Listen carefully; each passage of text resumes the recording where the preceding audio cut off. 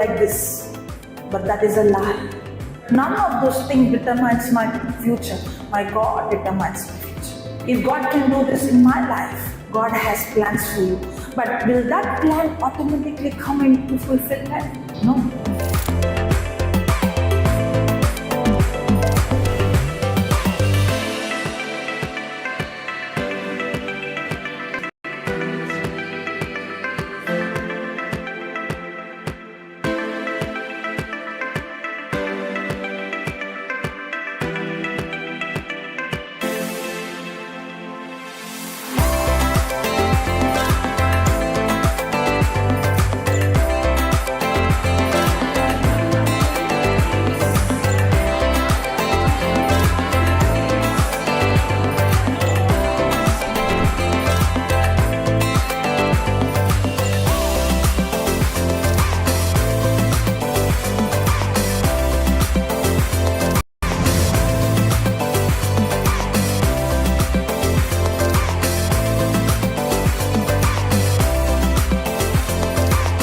Hallelujah.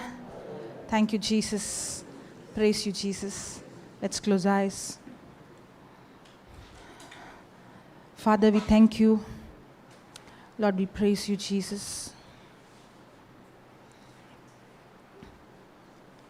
Lord, we thank you for your word. In the beginning was the Word was with God, and the Word was God. And that Word became flesh. And that Word is dwelling among us, in us. Thank you, Jesus, for you sent your Word and you healed us. Your Word is alive, active, full of power, effective, energizing, operative. And as your word is preached, Holy Spirit, it is your word that is piercing into our hearts, into our soul, into our body, into our thoughts, into our thinking, into our bones, our bone marrows, into every fiber of our being, bringing healing, health, and restoration in every area of our life. Holy Spirit, you take complete control of this session, making this teaching simple, easy, practical. And we thank you, Lord, for confirming your word with signs accompanying. In Jesus' name we pray, Father. Amen. Praise the Lord. Hallelujah. Hallelujah. Thank you, Jesus. Praise you, Jesus. Hallelujah. So everyone has notebook, pen? Yes. So shall we write something and then study? Yes? Okay.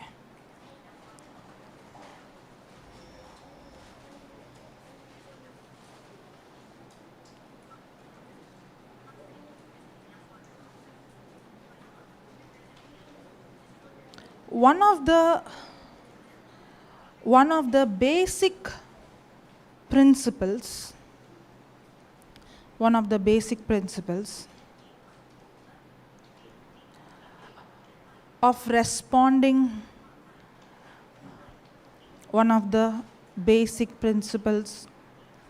of responding,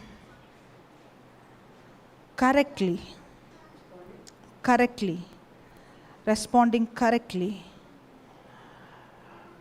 to God's grace,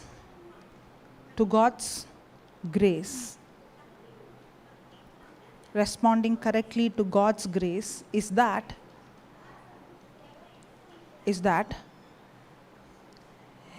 if Jesus has already done something,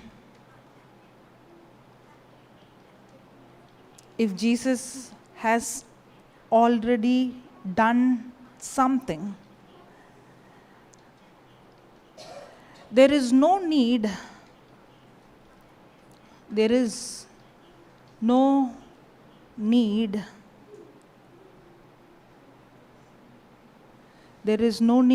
for us to try to do it ourselves. There is no need for us to try to do it ourselves. Did you write that? Did you understand? Yes? If you didn't understand, read it for yourself. One of the basic principles of responding correctly to God's grace is that if Jesus has already done something, there is no need for us to try to do it ourselves. You know, every time I hear this question, what should I do? Correct? What should I do? How many times should I confess? How many hours should I hear? Correct? Our focus always is on what I have to do so that I can get. Yes or no? That's exactly what you wrote. One of the basic principle of responding correctly,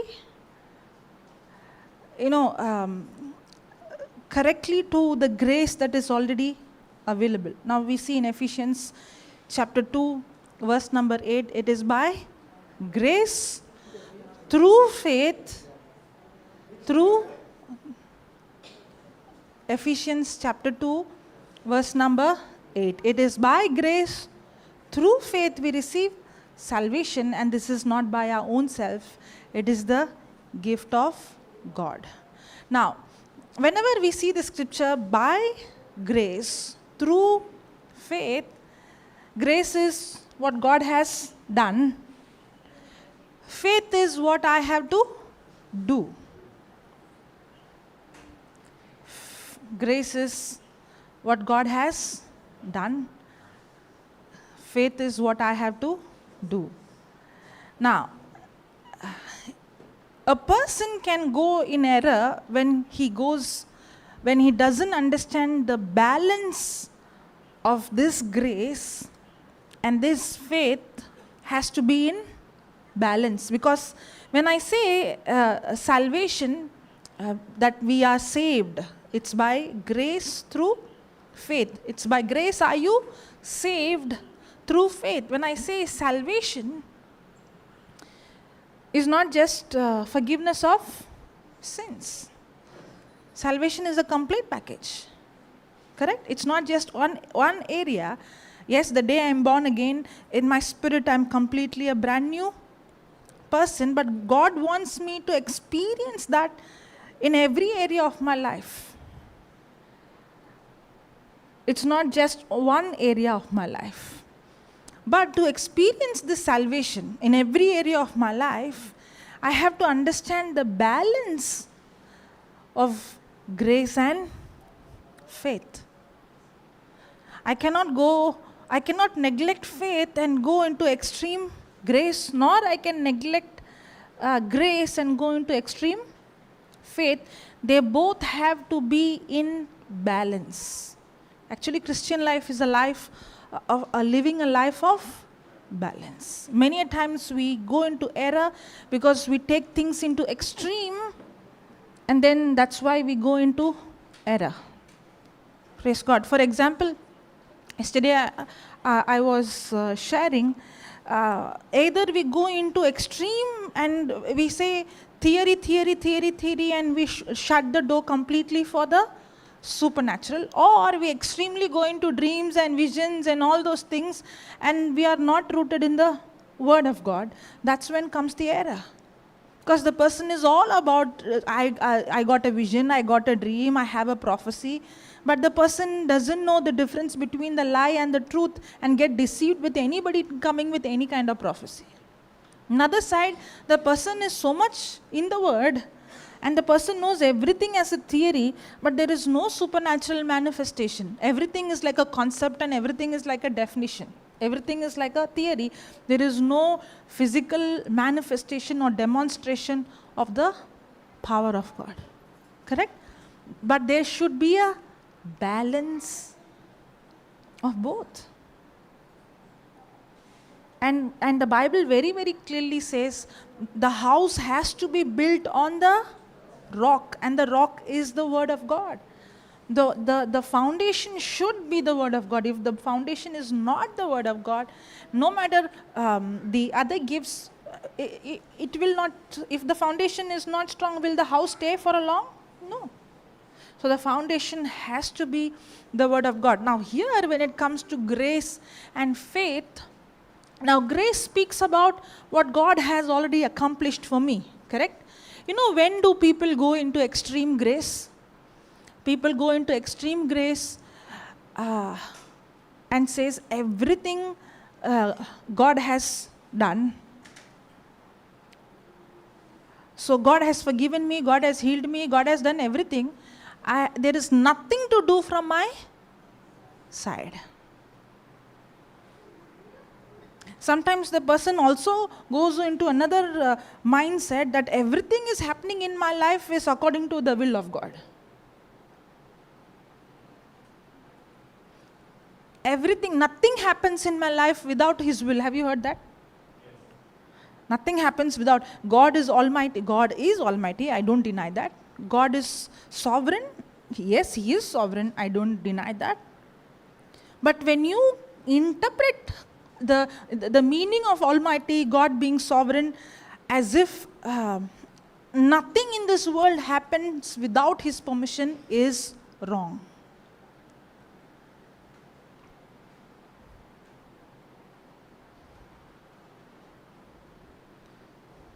If so, from morning till evening, you would have not done anything without His permission. Do we sometimes get into fear? Sometimes say lies? Sometimes worry? Do you think you asked God's permission only according to God's will you were having those emotions? No. We all have a freedom to choose life or death, and there's going to be consequences for that. I'll give an example. God had a future for the Israelites. The future was not to be in slavery in Egypt, but the future was God gave a promised land filled with milk and honey and houses and goods and everything. Correct? But did they enter into the promised land, or did they die in the wilderness? Now, was that the will of God for them to die in the wilderness? No. So not everything that is happening in our life is the will of God. Even the Bible says the grace of God has appeared to all men. Just because the grace of God is appeared to all men, does it mean everyone is walking in the grace of God? No. So when I take extreme grace, either I will say everything happening in my life is the will of God, or I will say that now the grace has done everything, I have nothing to do, and I can become extremely spiritually lazy. Possible? I'm already forgiven. God loves me no matter what. So I can commit whatever sin I want to commit. So I can watch whatever junk I want to watch, I can watch. I can live however I want to live, I can live. That is extreme grace. Now, grace and faith has to be in balance. Now, what is this extreme faith? Can anybody tell me? I understood extreme grace. What is extreme? Extreme grace is error. In the same way, extreme faith also is error. What is that extreme faith?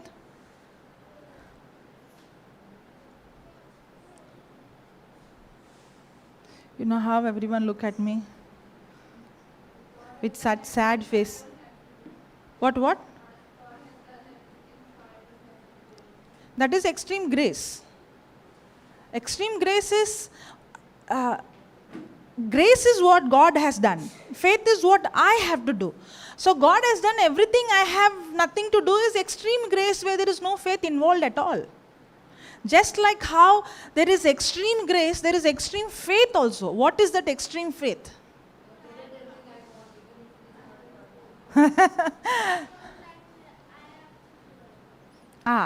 Extreme faith is, I prayed so many hours. I prayed in tongues so many hours. I went to church. I did this. I did that. Correct? That's when people ask this question, how many hours should I listen? Some people hear my testimony and come and 16 hours I have to listen. Now it is like, if I listen so many hours, then I will be healed.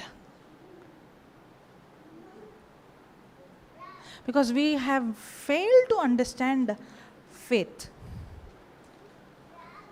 We have failed to understand faith. I would say faith comes as a result of our relationship. That's why the word response, you wrote in the note, right? In your notes, one of the basic principle of responding. Faith is actually a response. It's not what we do, it's a response to what we do. Not everybody is going to respond to what Jesus has done for us on the cross. Faith is not what I earn. Faith is not what I do with my own self-effort or with my ability. Faith is not what I achieve or what I perform. Somehow we have taken faith as a performance. I have to hear, I have to confess, I'm not saying hearing and confessing is wrong. I'm not saying that. But doing it as a performance to get from God is a wrong attitude. Am I confusing you? Only 2 of you all said no. Others are looking at me like that. We'll do one thing, Brandon, in between. Put the camera on them and show them in the screen, so then they will realize, oh, this is how I look.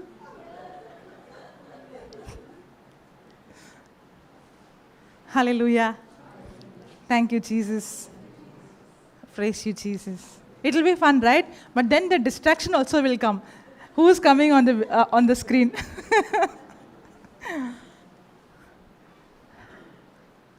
Praise God. Where was I? Even I got distracted. Faith. I think everything sometimes goes as a subject, as a theory, as definition, and then we miss. And sometimes I think it's so simple. Why are they making it so complicated? Yes? I was recently giving this example. If the mother and daughter or mother and son, very close, and the mama says something, will the daughter say, Mama, I don't have enough faith to believe what you're saying? Mama, I pray that God increases my faith so that I can believe what you said just now. Will your son or daughter say like that? But when we take the word of God, what God has spoken to us, we come with such dialogues. Lord, I need more faith, increase my faith. When your mama spoke to you, why you did not say, Mama, I want to believe what you're saying, but I think I have less faith. I need more faith, increase my faith so I can believe what you're saying. You know why? Because God becomes a subject. Mama is real person.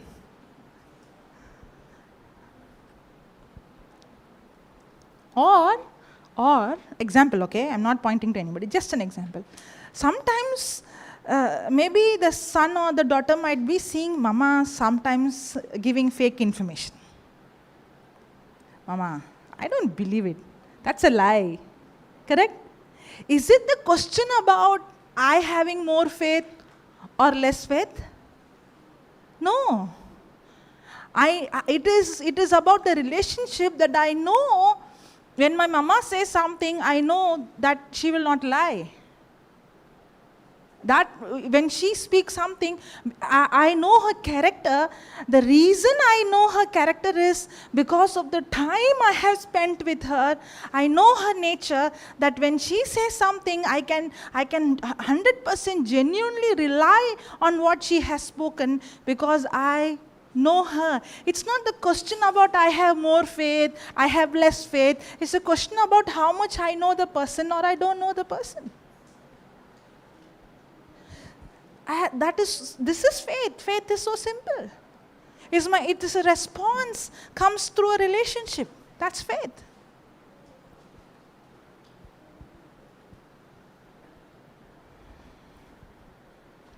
Simple things are complicated. Yes or no?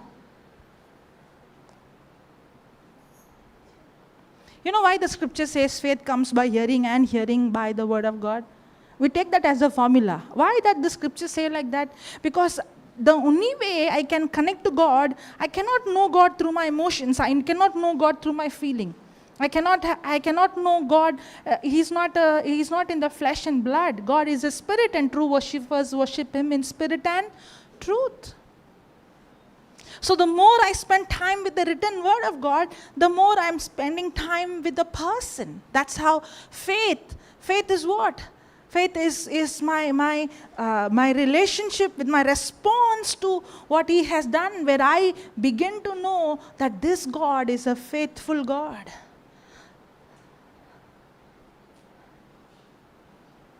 Yesterday we were discussing on Abraham. Actually, faith is not a give and take. Today or yesterday? Today morning, yes. He was telling me, we see as if faith is, okay, now I confess this, I did this, so now God has to give me that. That's not how the relationship with God and Abraham was. Abraham's faith or his trust, his belief in God was a result of the intimacy he had, the relationship he had, that he was walking with God day and night, that he knew the nature and the character of God. Faith is not doing step 1, step 2, step 3, step 4. If I do these steps, then I will see the healing. Then it is extreme faith where my focus is on what I have to do so that I will get. It's like a give and take exchange. I did this, now God has to do this for me. And then you come and question the preacher. You told me confess white book. You told me do this. I am the body of Christ. I've been confessing. I've been hearing. I've been doing this. I did all this. It did not work. So you think it's like you're going for shopping. You did all these things. Now God has to give you this. That's where we go out of balance. Grace is what God has done for me. Everything He has accomplished for me. But when I begin to spend time with the Word of God day and night, I begin to discover what He has done for me. I begin to discover His goodness. I begin to discover what He accomplished. I begin to discover His character. I begin to discover how trustworthy He is. I begin to discover how faithful He is. And the more time I spend, I begin to realize this God cannot lie. He cannot lie. He will not lie. Some people say God can do everything. No, God cannot lie. God cannot do anything evil. God cannot change the words. If we say everything is happening according to God's will, God can do anything and everything. No. When God speaks something, He abides by what He speaks. He will not change it. He's not man to change. Once anything spoken from His word, He Himself obeys. He Himself abides by what He spoke. When God said, the day you will eat this fruit of knowledge of good and evil, you shall surely die. The moment Adam disobeyed, God cannot change His words, because God is not a liar. God cannot say, okay, you ate it, it's okay, I will change my words, no problem, you will not die. That's how we are. But that's not how God is. Once He's spoken, it's spoken, that's it.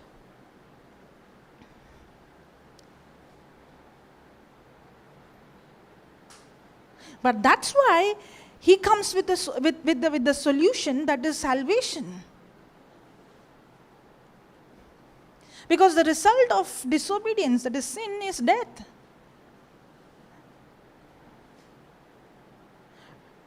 And the solution for death is, because when there is sin, there should be punishment. Sin has to be punished. And God had to abide by his own word. At the same time, God is a just God who has to punish sin. At the same time, he is a loving God who is merciful. Otherwise, it would have been easy. Why he should become man? He would have sat there and said, I forgive everybody. If he would have said, I forgive everybody, then there is no justice. For example, if there is a judge and his best friend has committed a crime and there is evidence, do you think the judge will say, my best friend, I love him so much, I forgive him? Then there is no justice. Yes or no? Just like how God is love, God is also a just God. Just like how God is love, he is also just. He cannot just say, I am full of love, I am love, so no matter what sin you do, I forgive you, I will not remember you. If he is going to say that, then what about justice then? He cannot forgive just like that. Because there has to be a price paid, the penalty has to be paid. That's the atonement. That is what Jesus did for us on the cross. And cross is the place where the love of God, the mercy of God, and the justice of God meets.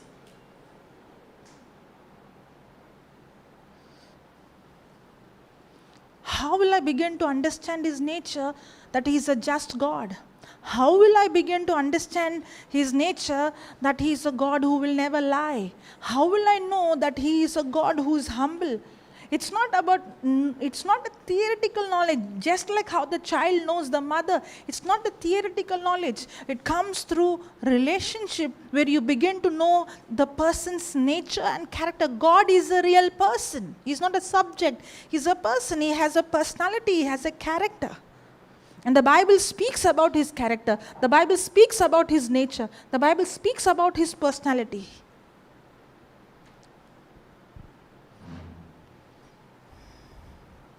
Hallelujah. And faith is a result of our relationship with him.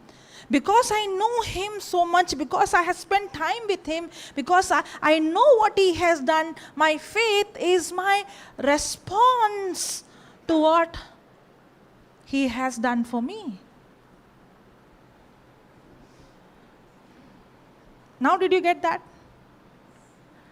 And okay, am I saying don't read the Bible? Am I saying don't do all these things which you are doing? Why are you doing? It's not the action. It is the root of the action that is very important. That's why I always say,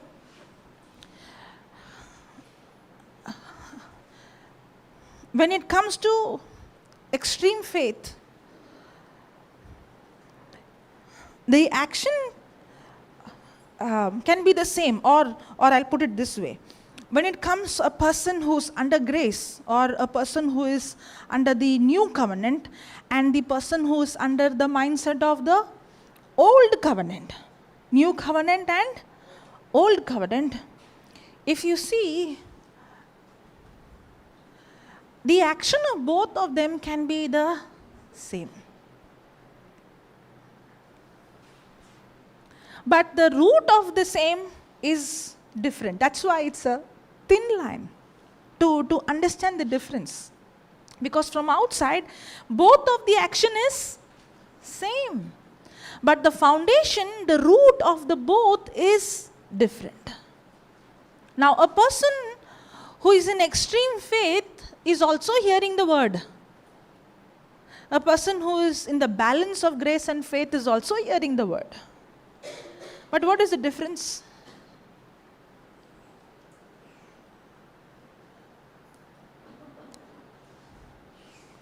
A person who is in extreme faith is also confessing the scripture. A person who is in balance is also confessing the scripture. But what is the difference?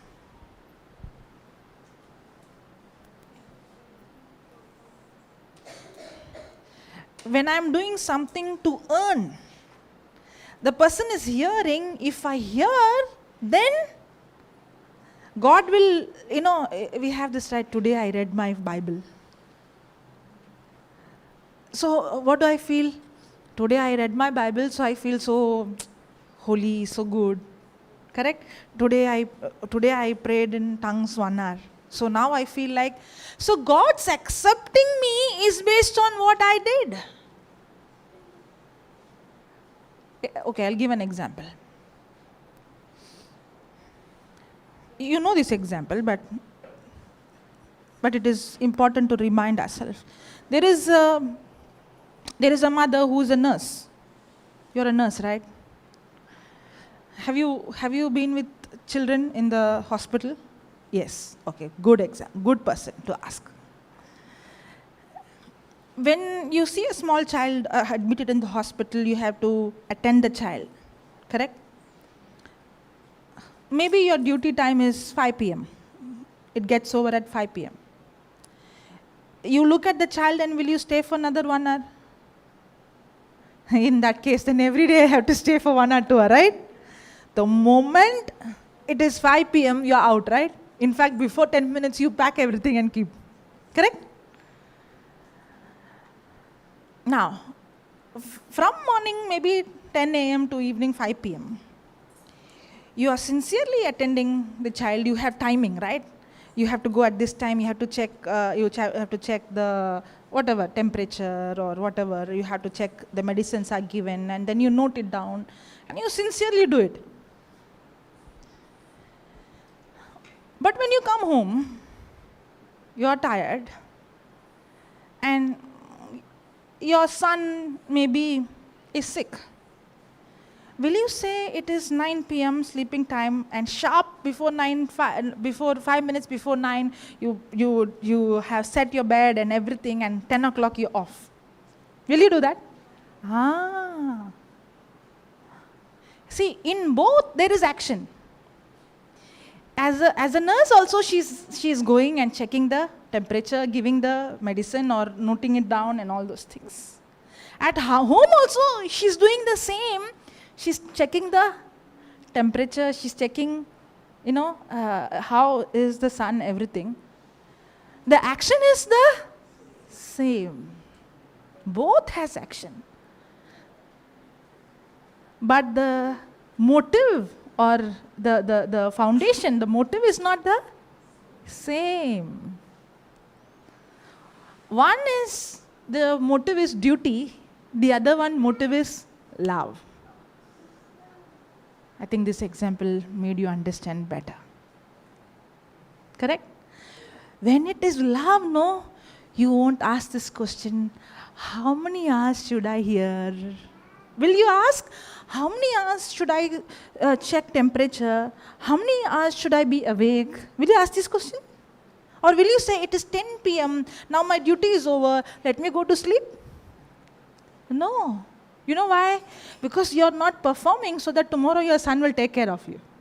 Are you doing it for that reason? No. Are you expecting anything? No. But you are doing it because you love your son. That's exactly what is faith. Faith is not to do something to get from God. Faith is the response out of love, realizing what He has already done for me on the cross. Actually, you might find complicated. It's not complicated. It's simple. Maybe it's complicated. Maybe we feel it, how can it be so simple? That makes us complicated.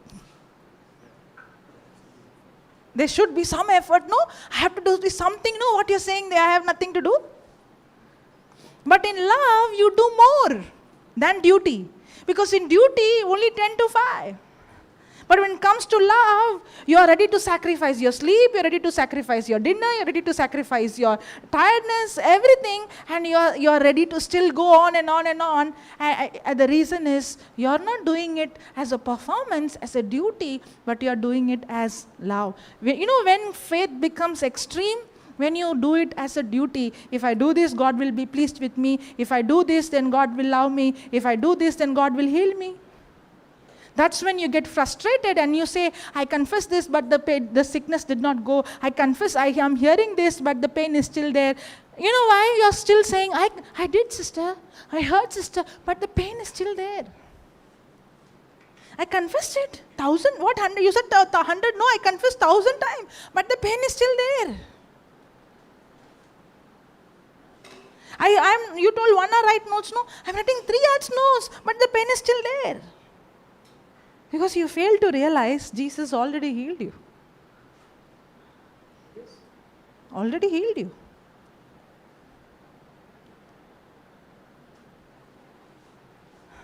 But how will I come to a place of believing that He is already done? It comes through a relationship. So faith is not what I do. Faith is what it is doing, but the doing is not. Faith thus has work. Okay? The Bible says faith without works is dead. But we fail to realize works without faith is also dead.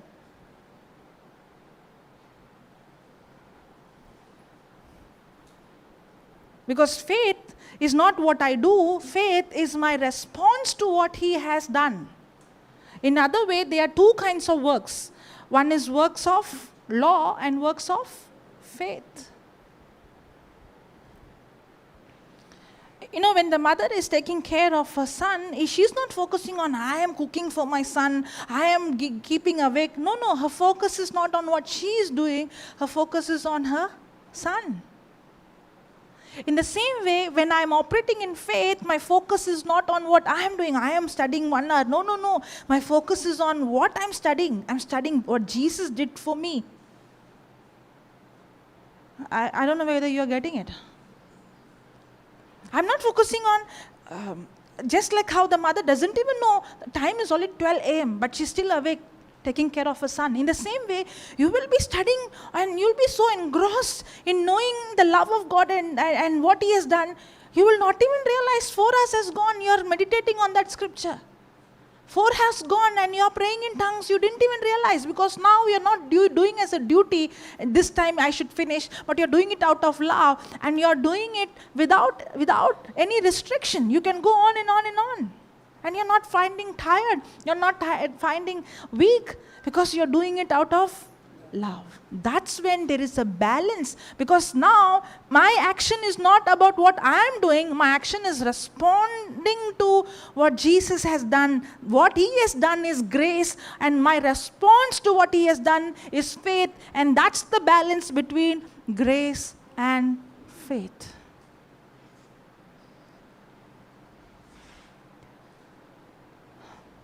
Hallelujah. Thank you, Jesus.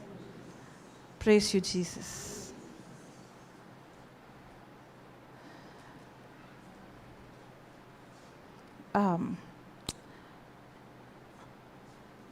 One of the main reason why I see people struggling to receive healing is, if you see them, they have been hearing the word, they have been confessing the word, they have been praying in tongues and all those things. But still, why am I not seeing a tangible result? Why am I not seeing a physical manifestation of this healing? I give an example. Now, one person is confessing the scripture like this: by the wounds of Jesus, I am completely healed. You're doing that. And you're thinking, I'm very sincere in doing this. And you're also confessing, by the stripes of Jesus I'm healed, by the wounds of Jesus I'm healed, by the wounds of Jesus I'm healed, by the wounds of Jesus I'm healed, by the wounds of Jesus I'm healed. Now you're confessing, by the wounds of Jesus I'm healed, by the wounds of Jesus I'm healed. Your confession is, by His wounds I am healed. But the mind is, am I healed? Is it gone? In other way, your confession and your thinking and your imagination is not matching. Your focus is still on sickness, not on His healing. The focus is, when will I see this pain go? And I am focusing more on the pain. and I become more sickness conscious, I become more pain conscious than God conscious. Hallelujah. Thank you, Jesus. I'm healed by the wounds of Jesus. I'm healed by the wounds of Jesus. I'm healed by the wounds of Jesus. I'm healed by the wounds. Imagination is by I'm healed by the. Is it gone? I'm healed by the wounds of Jesus. It's not gone. I'm healed by the wounds of Jesus. You're confessing, but your mind is it gone? Is it gone? I'm healed by the wounds of Jesus. I'm healed by the wounds of Jesus. It's not going here. I'm healed by the wounds of Jesus. Then I'm tired. How many times I said nothing is happening?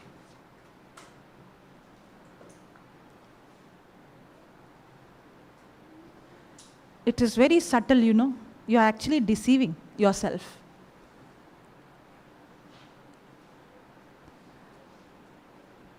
You are actually under law. You are already gone into extreme faith because there is no grace there. There is only faith there. There is no mix of grace and faith.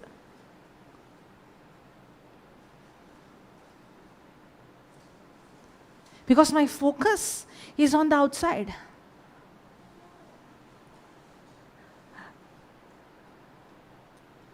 But if only you don't take it as a formula and go into the scriptures and begin to research on what happened on the cross.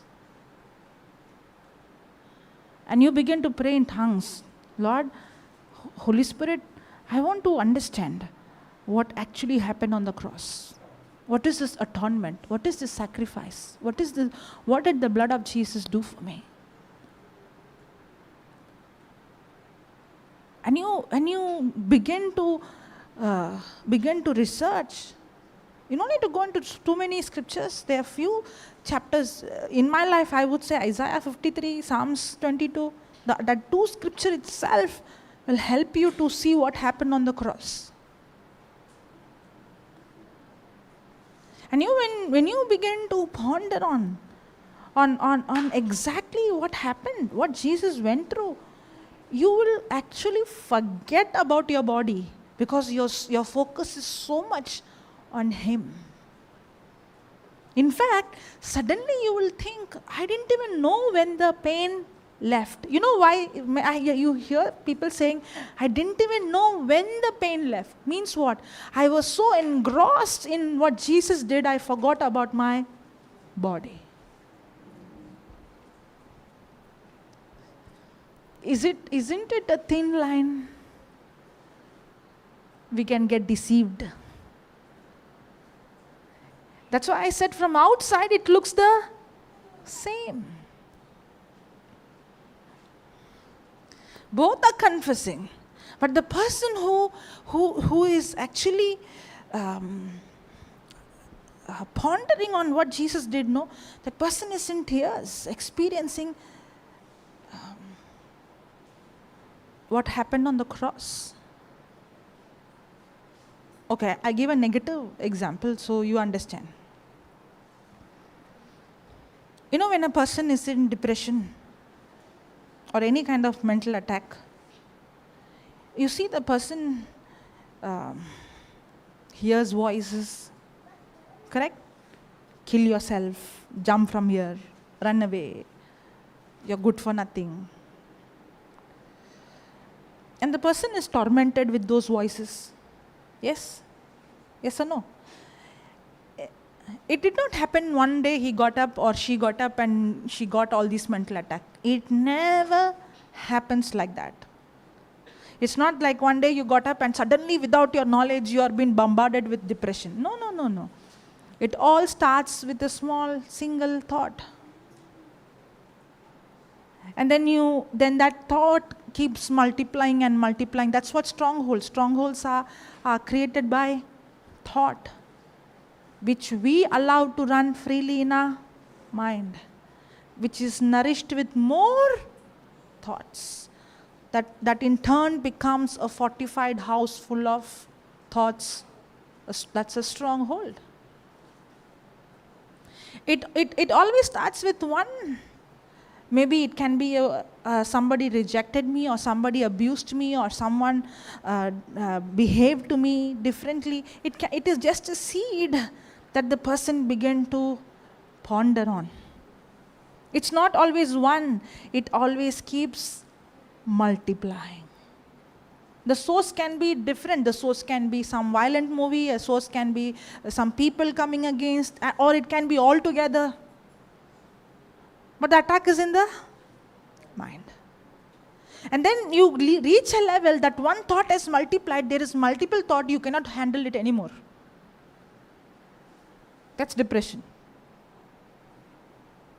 You cannot handle it anymore. And that's the stage where you begin to hear the voices, tormenting voices. This is how the kingdom of darkness work. This is the same way it is reverse also. It is the same way reverse also.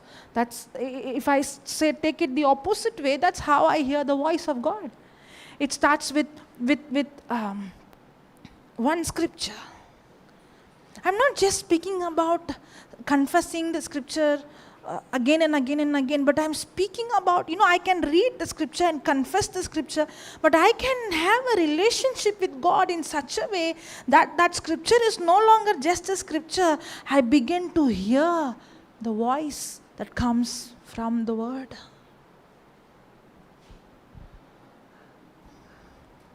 Hallelujah. All those who are sleeping, say hallelujah.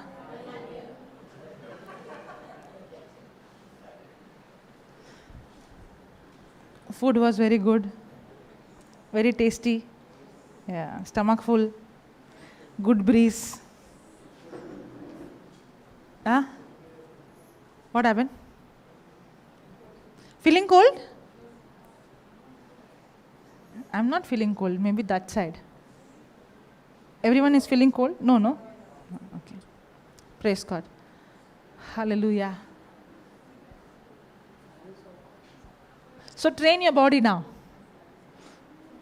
Praise God. Thank you, Jesus. Can you put these fans off maybe?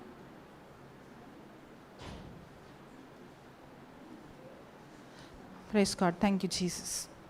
Hallelujah. Okay, where was I? Don't sleep, listen. Where was I? Yeah. It's the other way with faith also. Now, when you take the scripture, when you take the word of God, and when you allow, God to speak to you through that scripture, that's how you begin to get revelation. Just like how in the negative, the person gets thoughts after thoughts after thoughts after thought. That's how in the word of God also, when you begin to pray in tongue and when you study the scripture, now you begin to hear the voice of God.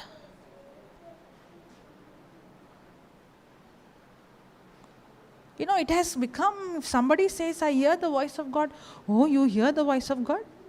That should not be something that happens, a rare occurrence. It should be something very common. God speaking to man is common. Because the Bible says, my sheep hears my voice. And he consistently speaks to everyone. I want to drill that in you. He is constant. In the early days, I used to pray like this.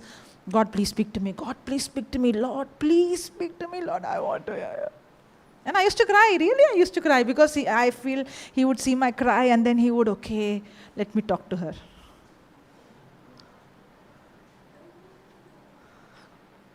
How we picture him, adamant God sitting there. I don't want to do anything. And then we have to we had to do all this, crying and begging, and so that he will become little, come down. Arey, he already came down before even you asked. He left everything and he came down.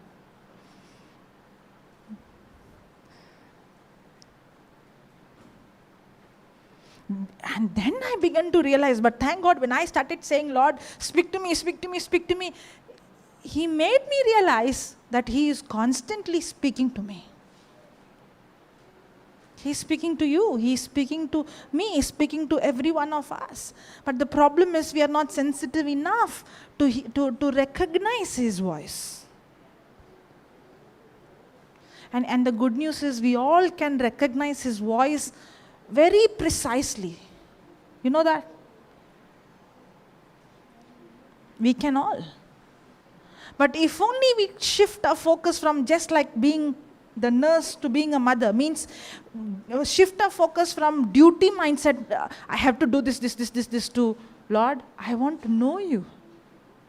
When you like someone, some people, when they talk to you 2 minutes, you feel like 2 hours. Do you? Yes or no? The moment you see them, you're like, Lord, help me now. I want to run away from here. Doesn't happen only for me, it happens like that. And 5 minutes would be like, oh my God, when will this person finish it? Correct? Yes or no? Yeah. But some people, we want to be with that person or some of them. And we feel like, 5 hours, 6 hours, one day, I don't have enough time. I want more time. Correct? Why is this time coming where we have to depart from this person? Why I have to leave this person? Why can't you extend one more day? Correct? That's exactly how we treat God. We sit, no? When we say, okay, how many hours I have to pray? 1 hour, no? Okay, from today, every day, 1 hour, morning 5 o'clock to 6 o'clock, I'm going to pray. Then 5 o'clock you start your prayer. By 5:10 you feel like, 10 minutes only over, I already feel like 1 hour. That's how you're treating God.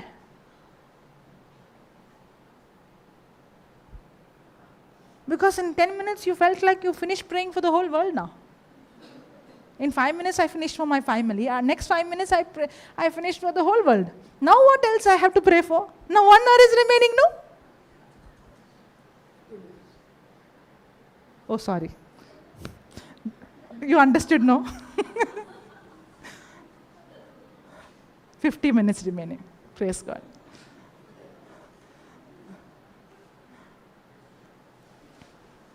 Hallelujah. But when you like someone, will you check the time? Or somebody has to remind you, you know what's the time? Now you will not ask this question, how long I have to confess, how many times I have to speak. In fact, you will be enjoying. You ask me, no, I did this. Now what else I have to do? When you ask that question, no, I'm like, Lord, she did not get anything. Sorry, huh? But are you getting it, what I'm saying? Now, tomorrow don't come and ask me, I've been confessing this scripture. Now tell me what else I have to confess. At that time, no, sometimes I don't know what to answer to you, but Lord, how will I make this person understand? Everything what you're doing is wrong. What you're thinking is right. You missed it all. Everything is, I think we have this mindset, everything is given like this is this problem, this prayer, this problem, this confession, this problem, this. How you will feel when your son or daughter comes with, okay, Mama, today I have to speak to you 1 hour, okay? Okay, page number 1.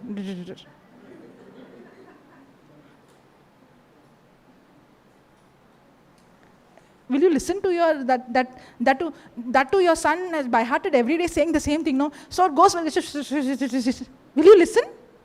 The same way God also doesn't listen to such things. You keep with yourself. Sometimes you say no, you feel no, it's so boring. You don't even know God also is feeling so boring.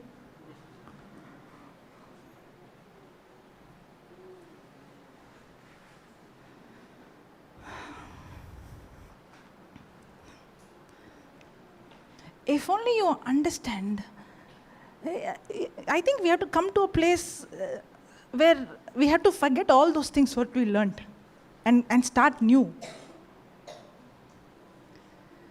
Learning is not a problem. Unlearning is a problem here.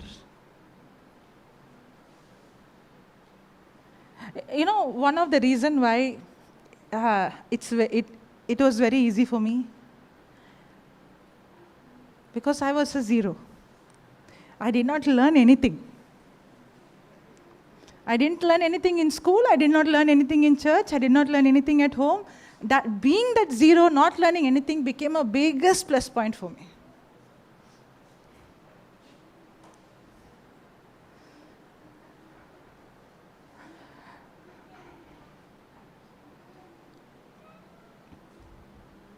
Because for me,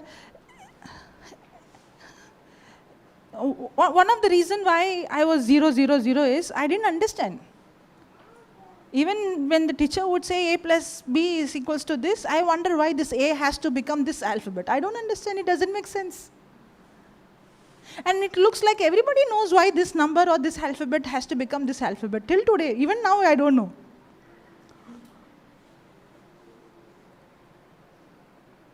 And because 10th standard, I was out of, I did not study like everyone. I have never gone to a laboratory. When it comes to chemistry, I never seen chemistry lab.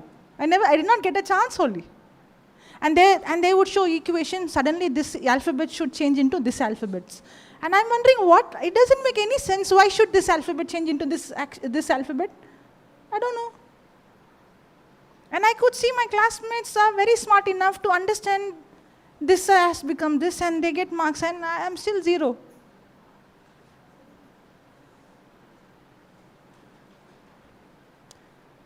That's how our prayers are. If you say this to this prayer, then you will get your healing. And it doesn't make sense for me. Why should I say this? What is there to get healed and to say this? What connection? I don't understand. We have trained from childhood, you by heart this, you will get this. You by heart this, you will get 10 marks, full marks. So why is the child by hearting? Because I want 10 marks, no? What is the use of your 10 marks? I don't understand. You got 10 out of 10 in your notebook. What is that going to help you? Okay, I shouldn't speak all these things. It is the mark or it's the knowledge?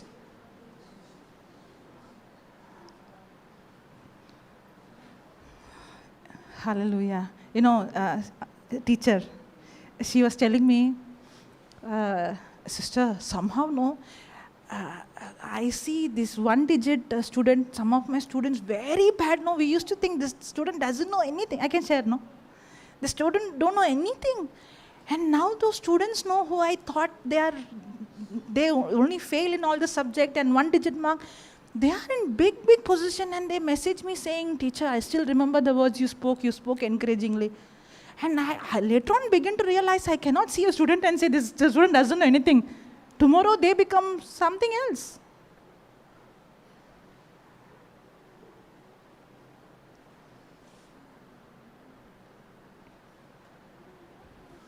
Not all the time they get 0 because they are fools. Sometimes they get 0 because it doesn't make sense what you're teaching.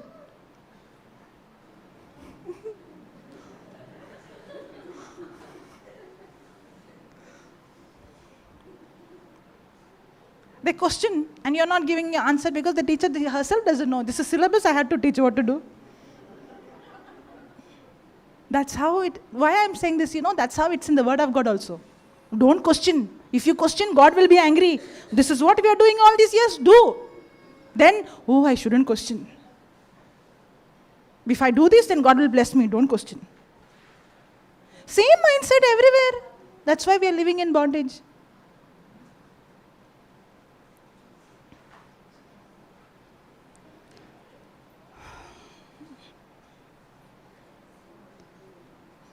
Any teacher scolding me?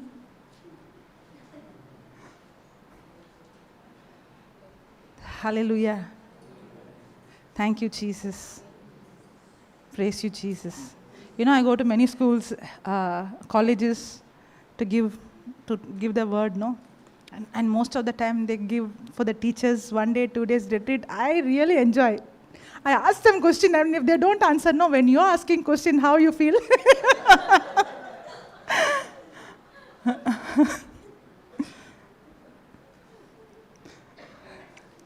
Praise God. Because in my school life, no, I was scared of teachers. Even if I go outside, I see any teacher somewhere, no, I'll hide behind my mother. But I never knew God had a call for me to be a teacher. That's why the devil was attacking me in that area. Hallelujah. Thank you, Jesus. Praise you, Jesus.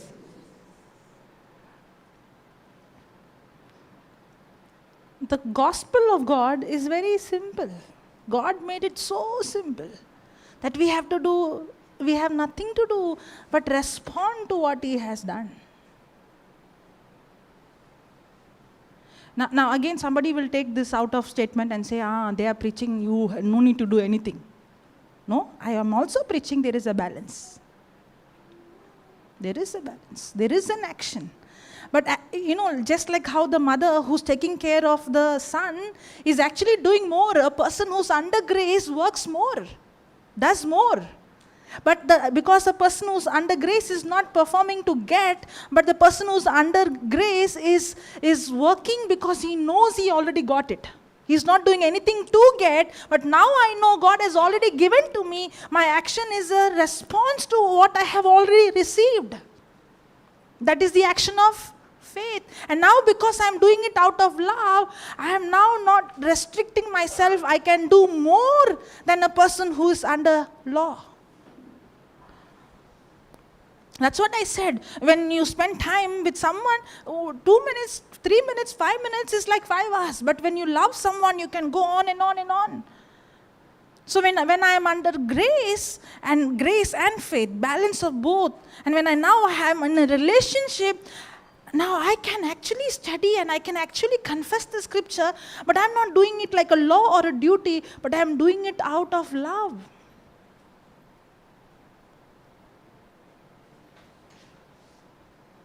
When your son or your daughter comes and say, Mama, I love you so much, thank you so much. Those words, do you think, okay, I told today, Mama, 5 times, I love you so much, you are so good. That's how we go and talk to Jesus. Okay, 10 times I said, thank you, Abba Father, for loving me with the love of Jesus. What a difference, no? When you come up with these statements, now I'm like, what did you understand? What are you talking? From where all these formulas came from? How you will feel? Mama, today 5 times I'm going to say, I love you so much, you're so good. I love you so much, you're so good. That's how we are confessing. I'm healed by the wounds of Jesus. I'm healed by the wounds of Jesus. I'm healed by the... Same.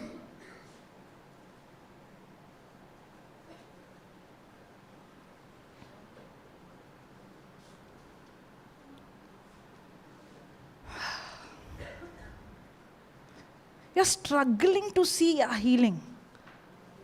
But if only you shift your focus from, I have to do all these things, I have to confess 100 times.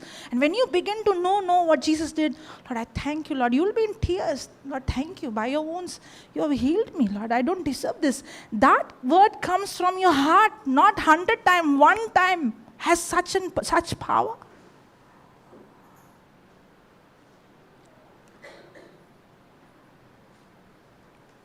I remember, even if you see Jesus, when Jesus spoke to the fig tree, he spoke to the fig tree, I speak to you, fig tree, nobody, he said, no one shall eat fruit of you hereafter. Did he stand there and keep on saying, nobody shall eat fruit of you hereafter? Nobody shall say, Was he saying 100 times? Now you will ask me next question, so I have to only say 1 time? Ayyo. Again you missed it. So I should not tell 100 times. I say 1 time enough. And then next time you will say, sister, I only said 1 time, but also not working. Now how to change this mindset now?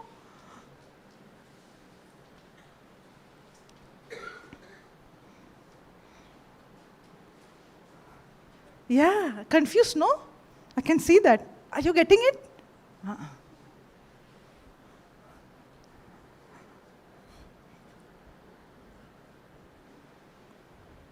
And then one more formula. So when I speak anything negative, can I say, I cancel it in the name of Jesus? And I say, Lord, why is everything coming out like a formula now? Sometimes I know it's wrong, but I don't understand how to say or why it's wrong. So now what happened, you got a formula. So every time I speak negative, I have to open my mouth and say, I cancel it in the name of Jesus. So it's done. Now somebody will ask, so what should I do? I shouldn't cancel?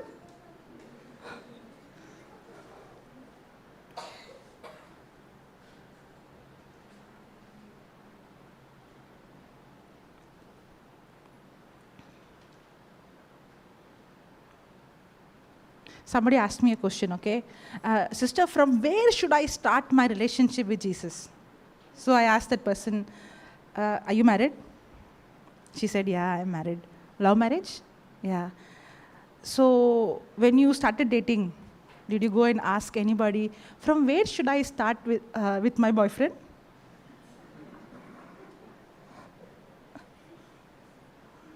When it comes to Jesus, why do you ask such questions?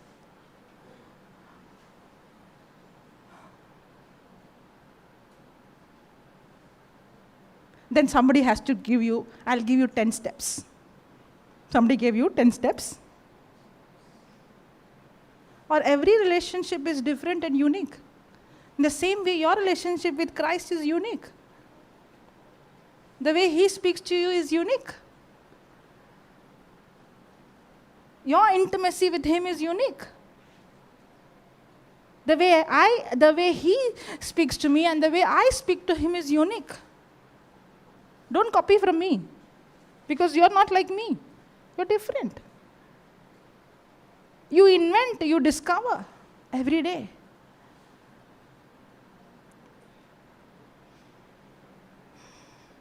Hallelujah.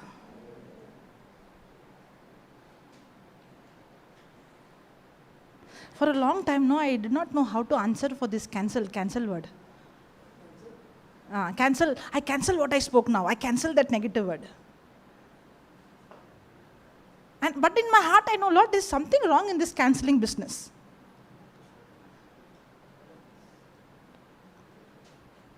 You know what is wrong?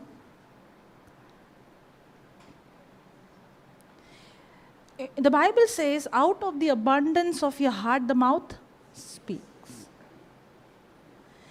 We are more focused on the words we speak, but we are not focused on what is abundant in our heart. The words that we speak, we believe, so we speak. The speaking is actually an action or is a result of what has been filled in our heart day and night. If I'm going to fill my heart, for example, for next 6 months, I'm only going to take the scriptures, what happened on the cross, what Jesus did for me on the cross.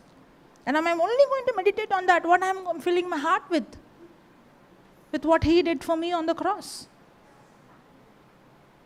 And when I talk to anybody, when I discuss to anybody, what do you think? That will come. You know what this verse says? You know what? That is confessing. That confession is just like how, can you give me a bottle, give you a water bottle? Just like how, if I keep filling water, I keep filling it till the brim. A time will come where it will begin to spill. There will be an overflow. That's why the Bible says, abundant of my heart, the mouth speaks. What is in, if I want to know what is in somebody's heart, I only have to pay attention to what they're speaking. You know why many times we struggle in confession? Because we are speaking something which is not in our heart. So we are saying as a formula which is not in our heart. That's why we struggle and we get tired.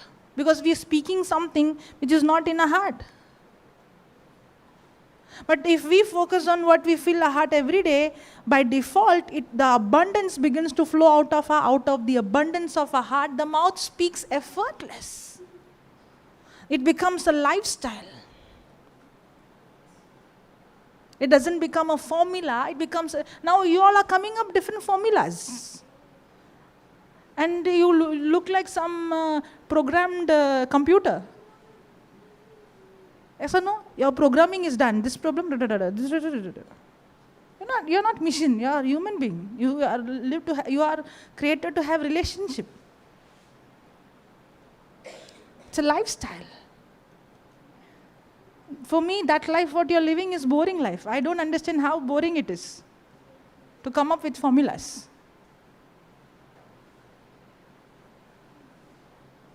If you give me one paper and say every day you have to confess this, I'll say you keep the paper with you only. I can't do all these things.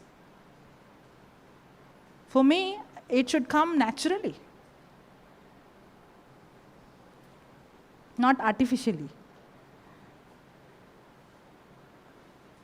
Maybe I won't set in the so-called, it's okay, I see result. I see better result than you. It's working better for me than your formulas. So why I have to adapt to your system? You better change to my system. And it's not my system, it's God's system. You know, if this heart is empty, this bottle is empty. Example, my heart is empty. That means I'm not spending time every day on meditating and researching and pondering on what Jesus did, but every day I am pondering on what the report says, what the world says. New sickness has come, new virus has come, new medicine has come. People are all having this problem nowadays. All the food is corrupted, all the food is harmed, the pollution is there, water is corrupted, even the fish is corrupted because in the sea there is this pollution. So even the fish I eat has poison, the chicken I eat has poison, the vegetable I eat poison, the water I drink poison. So every day you're researching poison. So out of the heart comes what? Poison. And then you say, I cancel the word in the name of Jesus. You're canceling the word. What about what is in the heart? Your mouth is speaking because what is in the abundance in the heart is what the mouth speaks. So if you cancel, everything is over? Nothing is over. How a man thinks in his heart, so is he. Hallelujah. Canceling the word will not give you solution. I'm not saying we don't make error. I'm not saying we speak. I many times speak words. It comes. But then I have to make the correction. I'm not saying don't make correction. I'm not saying you shouldn't cancel the word. I'm not saying that. Don't misunderstand what I'm saying. But that is when you speak by mistake. But you and I have to come to a point where speaking word of God should be a lifestyle. That's because that's in your heart. Every day you've been researching, you've been pondering, you've been studying. So when you open your mouth, by default, you're going to speak words that is aligned to the word. Because out of the abundance of your heart, your mouth speaks. And if I'm going to spend time, on what Jesus did for me on the cross, that word already has healing. I'm not even focusing on getting my healing, but my body is already healed. Because every time I open my mouth and speak, I'm speaking what Jesus did for me on the cross. My focus is not to get the healing, but healing is a result, it's a byproduct of my relationship. Did you get that? It comes freely. I don't need to work for it. Hallelujah. Lord, I don't know whether I'm confusing them or they are understanding it. Am I confusing you? No.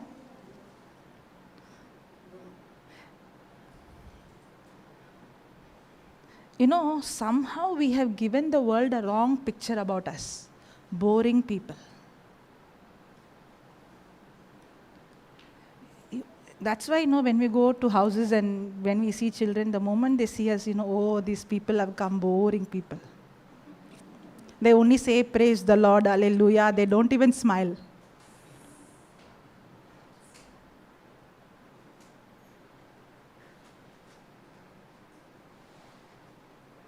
Actually, we are boring, which we are not supposed to be.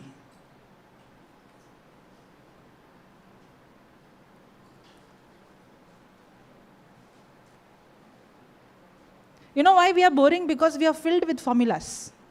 And everything we apply formulas. The day we come out of formula mindset, we are set free of so many bondages. In the time of Jesus, the children were attracted towards him. They were not running away from him. Because Jesus was full of fun to be with. He was not full of formulas. Surely he was not full of formulas. His lifestyle was attracting even the sinners towards him. Even the sinners who thought, I would get peace here, I would get satisfaction here, I would get joy here, I would get pleasure here. When they saw Jesus, they said, oh, that pleasure is nothing compared to what I see here. And they were attracted towards him. They did not run away like, for us, the world looks at us and run away from us.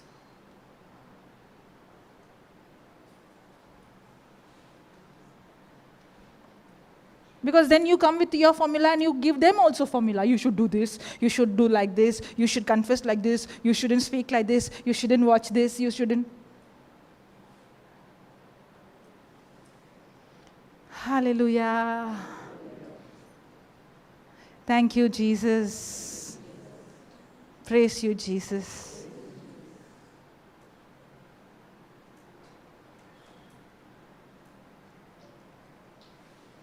If only you give, that's why the Bible says, taste and see how good the Lord is.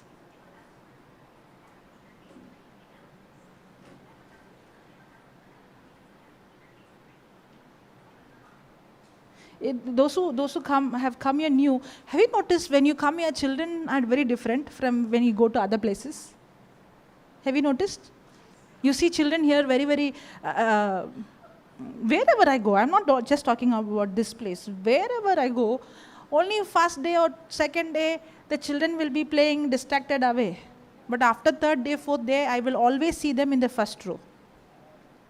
You know why? Because all these days what they heard was boring. Suddenly they hear something very interesting.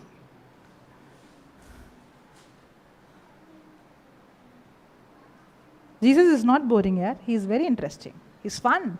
That's why the Bible says, in the presence of God, there is joy and there is pleasure evermore. You know, one of the lie of the devil is that the church is boring. No. In the presence of God, the Bible says there is pleasure. Which scripture? It's in Psalms. Anybody knows? Okay, I'll give you the scripture. Put that scripture. Yeah? It's come? Okay, thank you.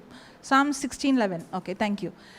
Thou wilt show me the path of life. In thy presence is fullness of joy. At the right hand there are pleasures for evermore.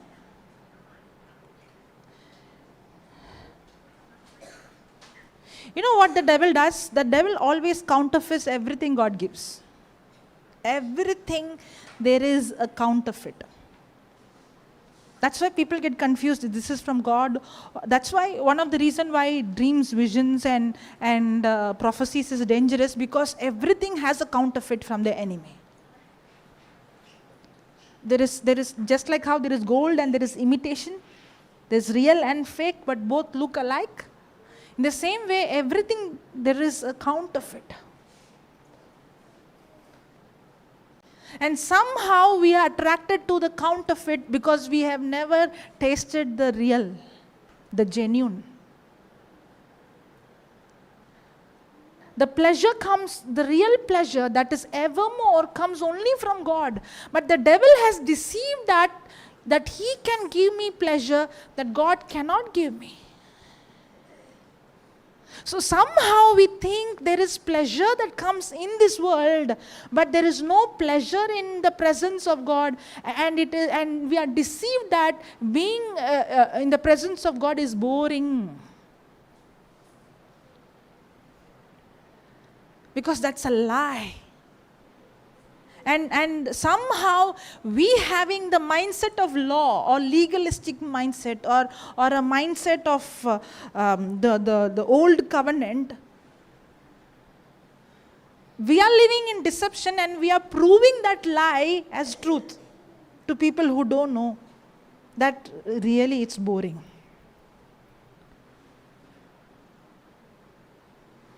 And the devil gives something called pleasure. And the devil tells you, this pleasure God cannot give you, I can give you. But actually, that what you think as pleasure is a deception. Because it looks like pleasure, but actually the person who's thinking I'm enjoying is actually in a bondage. I see so many people, they started with pleasure. I'm enjoying life, I'm having fun, but I don't see joy in them. I see depression, I see suicidal thoughts, I see the person is locked up, the person is sleeplessness, that person is in hurt, in rejection, and the person is deep inside, there is a kind of emptiness, there's kind of void. But how did the person begin that journey? Pleasure. But actually it's not pleasure, it's fake. You know why we get trapped into fake, counterfeit? Because we have not experienced the pleasure that is in His presence. We don't know the pleasure in His presence.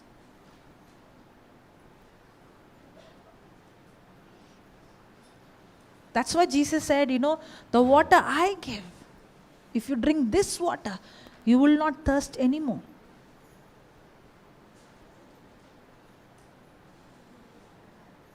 Hallelujah.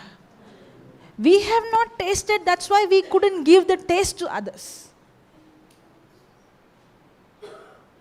And the reason why we have not tasted is because our relationship with God is all formulas.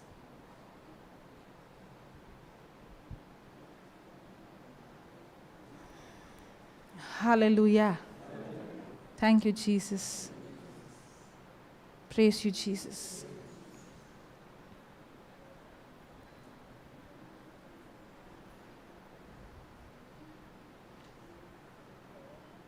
Hallelujah. Are you getting it?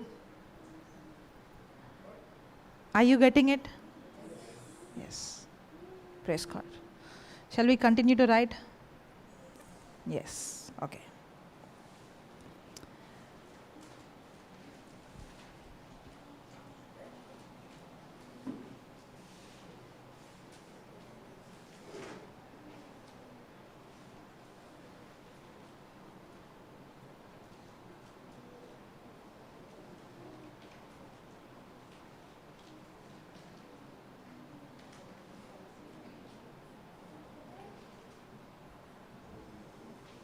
Okay.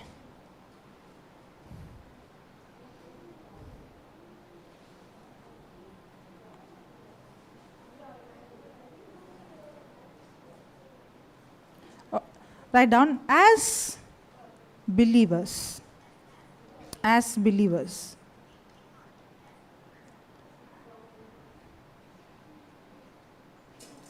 we receive good health. As believers, as Catholics, as Christians, put whatever you want. We receive good health.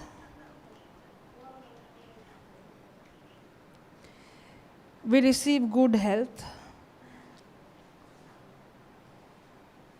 and take possession. Possession. Possession. As believers, we receive good health and take possession of it. We take possession of it by faith.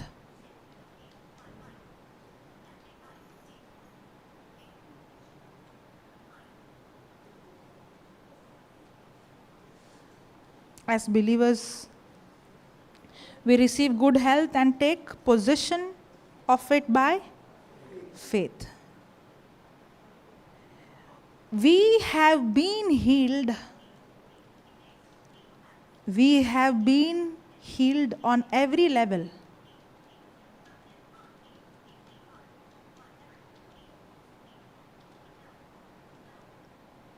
We have been healed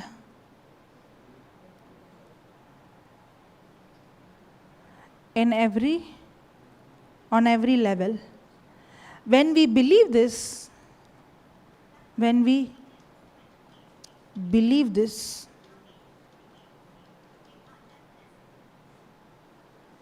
we will know how to respond.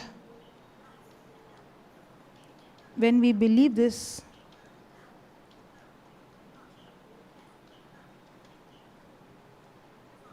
we will know how to respond to the physical symptom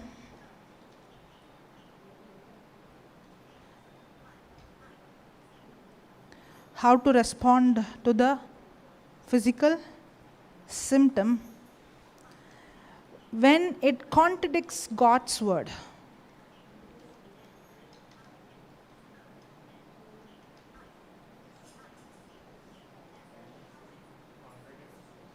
God's word.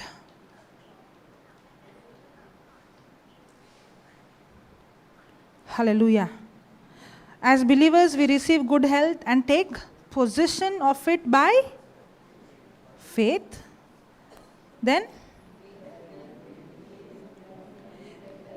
we have been healed on every level. When we believe this, we know how to respond to physical symptom when it contradicts God's word. Praise God. Hallelujah.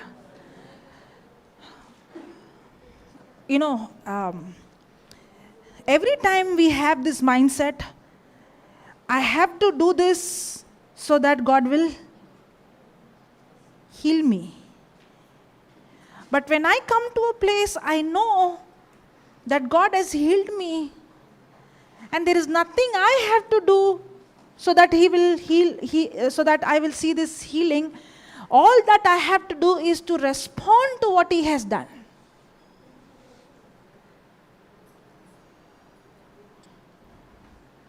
Many times, when I ask this question, will Jesus heal you?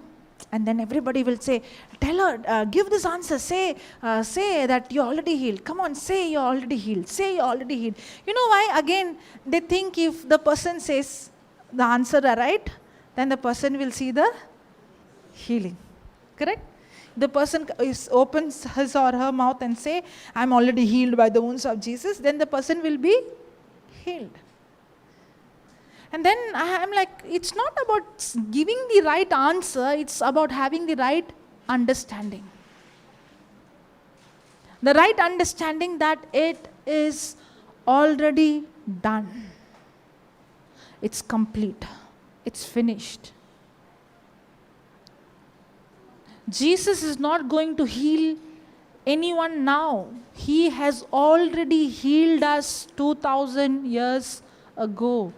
It is finished.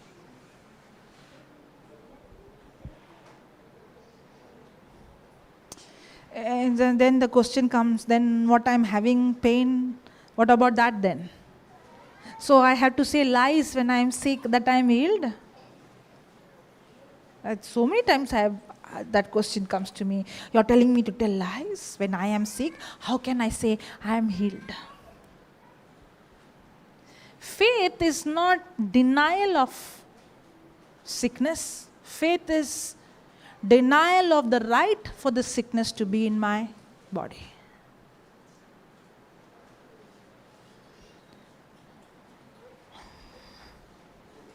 Yes, this is what my symptom is saying, that so and so is the problem in my body. The report says that this is what is happening. That's a fact. But Jesus already healed me 2000 years ago. Sometimes when I go to some place, people get healed and then they come and give testimony saying that, this is the day God had for me. He has marked this date, on this date, to heal me. And I look at them and I say, Jesus did not heal you today. In fact, it took for you so many years to respond to what He did for you on the cross. He healed you 2000 years ago and He finished it on the cross, but today you responded by faith, agreeing to what He did. The moment you responded, you saw the manifestation.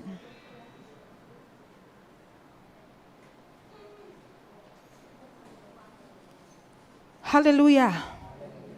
Thank you, Jesus. Praise you, Jesus.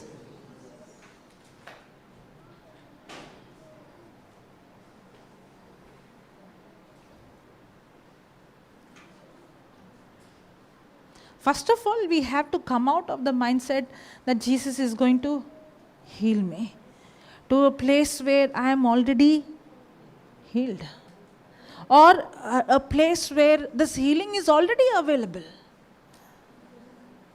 You know, when you see that word respond, there is something called responding and there is something called reacting. What is responding and what is the difference between response and react? Response is answering, reacting is questioning. React. Reacting is like in temper. In temper. Responding in love. Oh, okay. Because sometimes we react to Situation.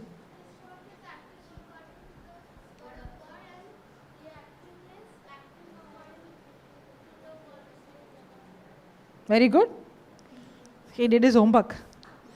Hallelujah. Okay. Responding is to acting according to the word of God. Now this can also be a formula for him, no? Possible? When she asks question, I'll give the right answer. But when the situation comes, when mama tells me something, I'm responding or reacting. Mama.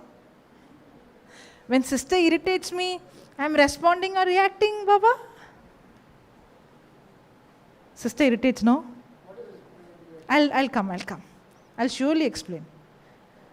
When sister irritates, respond or react? Mommy. When you go, Mommy, you're not coming in the video, okay? Don't see the camera. When you say, Mommy, you know, he does that? Sometimes. That means, that is reaction or response? That is reacting. Now you are irritating him. What is responding? To me that don't irritate me, sister. You are my loving sister, na? What sister? Loving sister.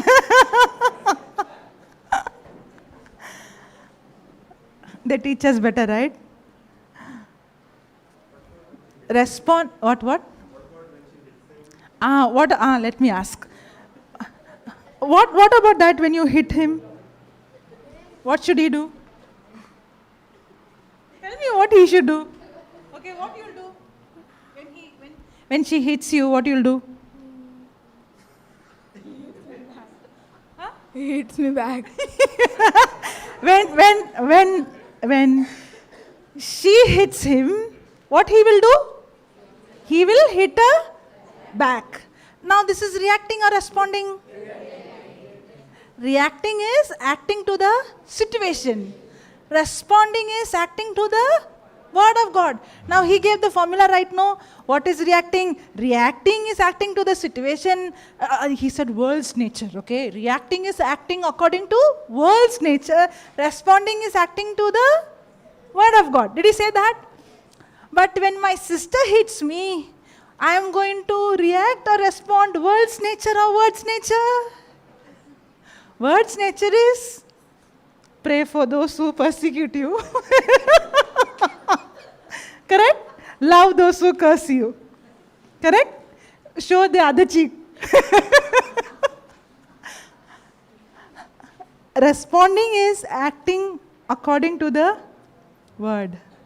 Reacting is acting according to the situation.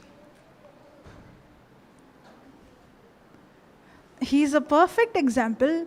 I can say, I know the formula, but I don't. It became like a formula. I can give you an answer, but I did not actually get the right. I'm not sensitive. I have the knowledge, but that knowledge is not impacting my action.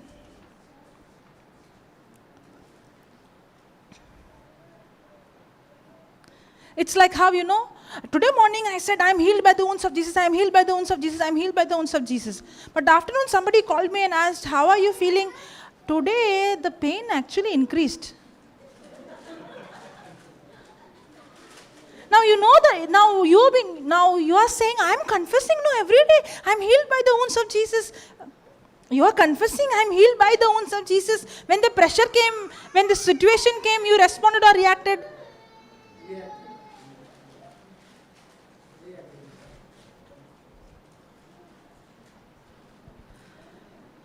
Hallelujah. That response is called faith. The faith is not 100 times you saying, I'm healed, I'm healed, I'm healed. When the pressure comes, when you act and when you speak according to the word, is faith.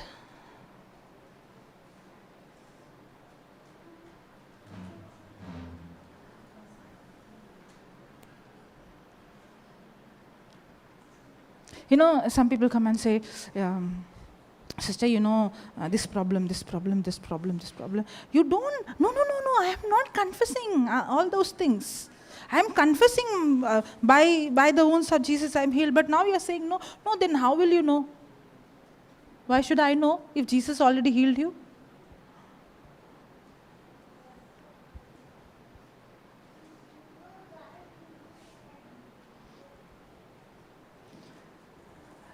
Responding is acting according to the word. Another way, acting according to what Jesus did for me. Reacting is acting based on the situation. And my action, my response or my reaction to the situation decides the end result or decides the outcome. My response or the reaction to my situation decides what's going to happen next.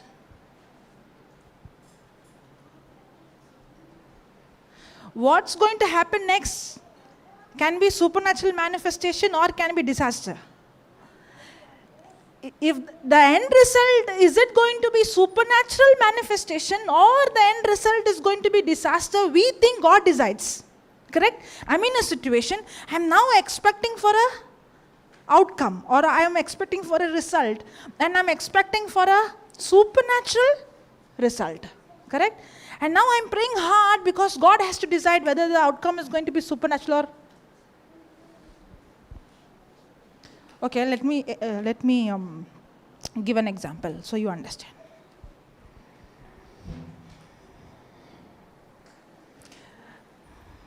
The disciples are in the boat or in the ship. And there is a storm. Correct? There is a storm and the water is entering into the ship and the ship is sinking. Is the result, outcome good or disaster? But according to them, God has to decide whether this is going to be a miracle or are we all going to die, yes or no? Now you are in a chaos or you are in a mess and the result is going to either be miracle or it's going to be disaster. Correct? Yes or no? So, who is going to decide whether the outcome is going to be a supernatural miracle or it's going to be disaster? Who's going to decide? Jesus who's sleeping? No, he has to decide. Correct? According to the disciples. Yes or no? It's the same in our life. We are in a situation, maybe life or death situation. We are in a mess. We are in a chaos. And now either the result is going to be a miracle or it's going to be a complete failure, complete disaster. Have we experienced such situation? Yes or no? Oh, Holy Spirit, I don't know whether they can understand. They're looking at me. Should I repeat again what I said? See, the disciples are in the boat, correct? There is a storm. There is a cyclone. There are waves, correct? Now, does it look like game over in the natural? Yes? The only escape for that is there should be a miracle, correct? So the outcome or the end result is either, or what's going to happen next is either going to be death, or it's going to be disaster, or it's going to be miracle, correct? Now those who are in the ship, in the boat, have this mindset. God has to decide whether we are going to die or we are going to have a miracle, correct? Thank God. That's how we are in our life also. When we go through trouble, when we go through a problem, when we go through a bad report, when we are in a crisis, when we are in a storm, it looks like in the natural game over. So now it is either game over or God has to do a miracle. So in our mind, God has to decide whether game over or it's going to be a miracle. Correct? Yes.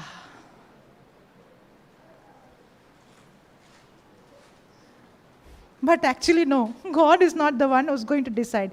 Your response or reaction to that storm, that situation, that crisis is going to decide whether the outcome is going to be a miracle or game over. Now, did you get that? So, who decides what's going to happen next in your life? God, according to us, God has. Is this going to be a miracle? Is it going to be game over? God is looking at you. Are you going to respond or are you going to react? Did you get that? You are looking at him, what he's going to do next. He is looking at you, what you're going to do next, because he did everything from his part. It is done. He's not going to move. He already moved. Now it's your move. And that your move is either going to be reacting or responding.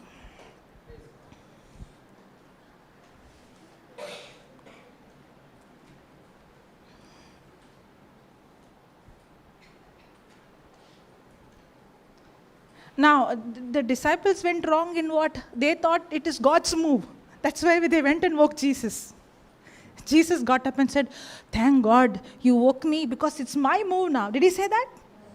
He said, "Why?" He was irritated. "How long should I be with you?"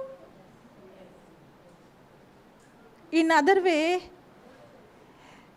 because of your wrong move, I'm sleeping in a swimming pool.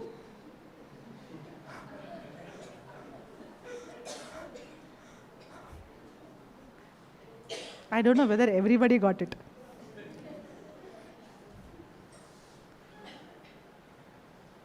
Now what we think, because the water came in, that's why I woke Jesus. But Jesus is saying, because you reacted, water came in. This water is a result of your reaction to the situation. If you would have responded, this chaos would have not happened, no? And we think, when the ship is fully water, then what to do? I have to wake him, no? The water came inside because of you. That was not God's plan.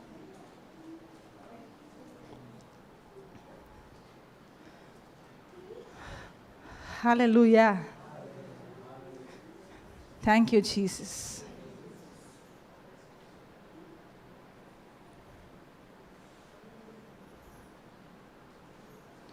Faith is my response. When I say responding means my action is aligned to what the word says, or my action is aligned to what Jesus already accomplished for me on the cross. And my response to the situation is going to decide what's going to happen next in my life. Means, am I going to experience the supernatural or am I going to experience disaster? It depends on me responding or reacting.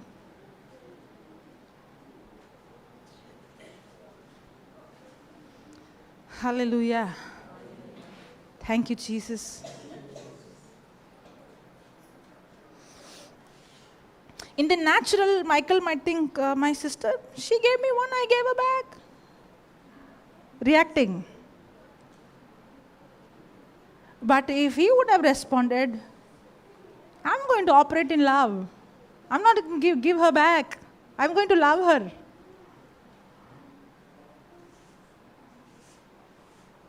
Because the love of God is poured in my heart through the Holy Spirit. And I'm going to love her because this love is already in me. Now, is he operating in his own ability, or is he tapping into God's ability? God's ability. And when he's tapping in God's ability, God's power, in God's love, in God's anointing, he will begin to see supernatural things happening in his life. Effortlessly. Because the Bible says where there is strife, where there is enmity, there is all evil work. And we are trained to operate in strife right from childhood. Yes or no?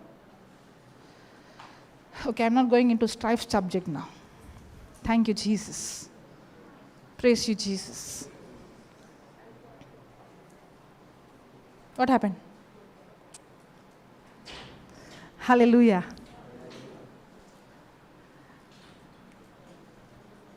You know, the reason why we react but we don't respond, you know why?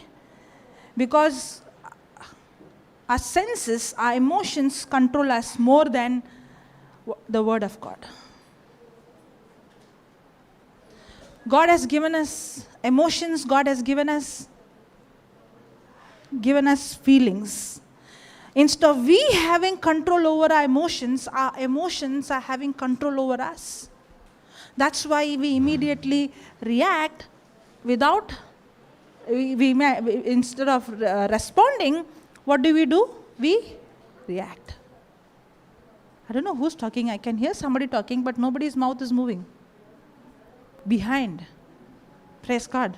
And I'm trying to find who's that. Hallelujah.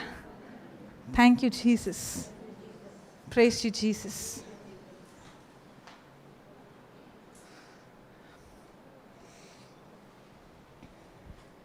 You know, when it comes to emotions, when it comes to feelings,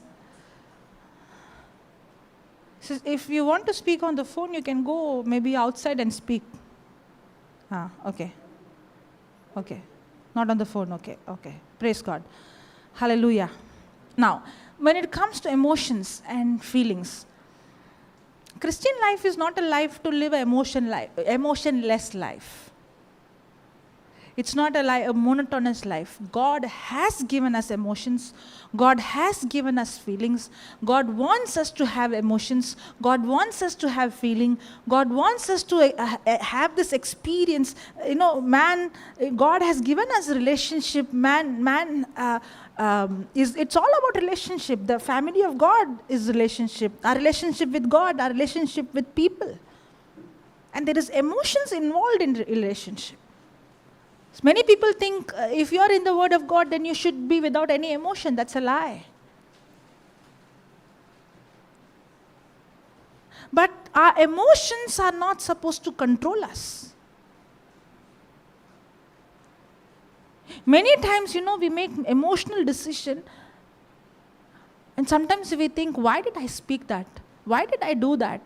Because of that one small decision, that small word, my whole life is gone mess. Correct? Why do we react? Most of the time, it's not because we don't know the word. We react because our emotions are controlling us. It's not that we don't know the scripture. It's not that we don't know the truth. It's because the emotions is what is ruling me and dictating me. Because what I see becomes more real for me, and I begin to react.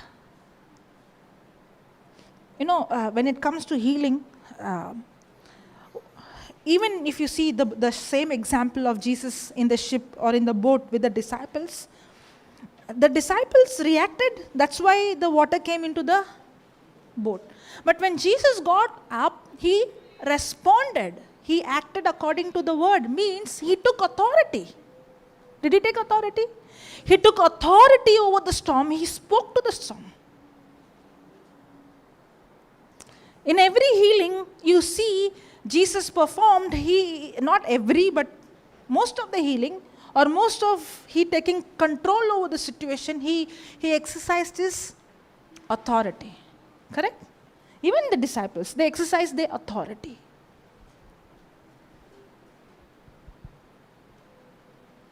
We know the scripture, but we don't exercise our authority because we are reacting. The reason why we are reacting and we are not using our authority is because our emotions are controlling us.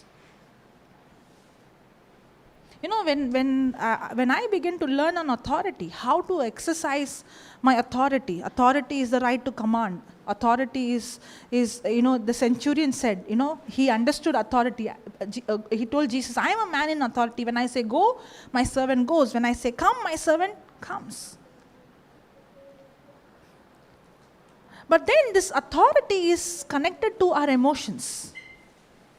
You know why? Because in authority, when a person who has authority, he's taking control over the situation. But nobody can take control over the situation if he or she, first of all, cannot take control over his or her emotion. You know why we control other people? Because we cannot control us and we cannot control our situation, so we control other people.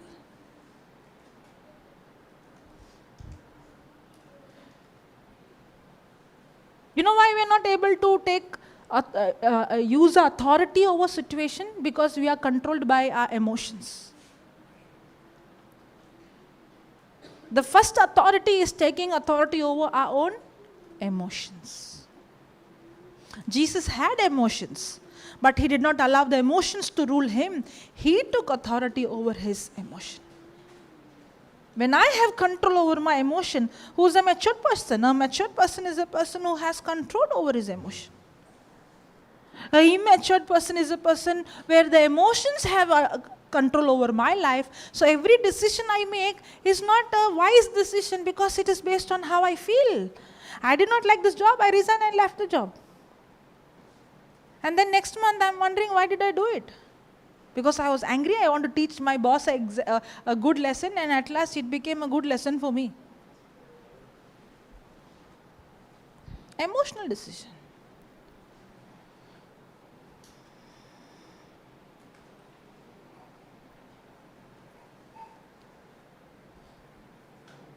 We want to calm the sea, but first I have to calm my emotion. Then only when I know to control myself, not with my willpower, but by the authority given to me, that's when I can take authority over the situation. Only then an emotional person can never respond in a situation. A person who's ruled by his emotion cannot take authority over the situation, because when the situation is chaos, the emotion is also chaos. The person goes into panic, fear, worry, anxiety. When the situation is calm, then the person is okay. Does it happen?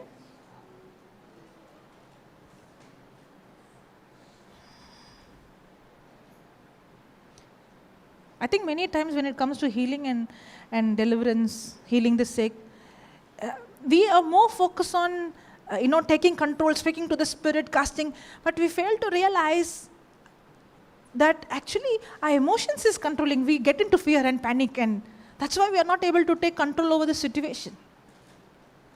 We are not matured enough to handle the situation.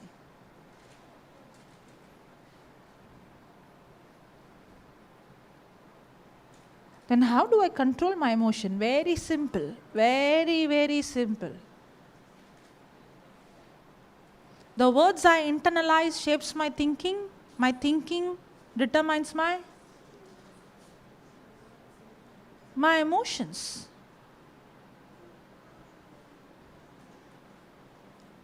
Emotions are what? Emotions are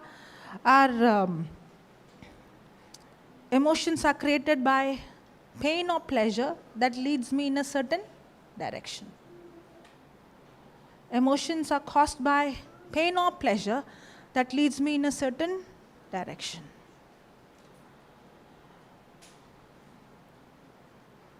Now, words determines my thinking, thinking determines my emotions and my feelings. That means if my emotions are negative, if my emotions are ruling me, then I have to change my thinking. If I have to change my thinking, I have to change the words I hear. Or the words I internalize, not just hearing, but the words I internalize.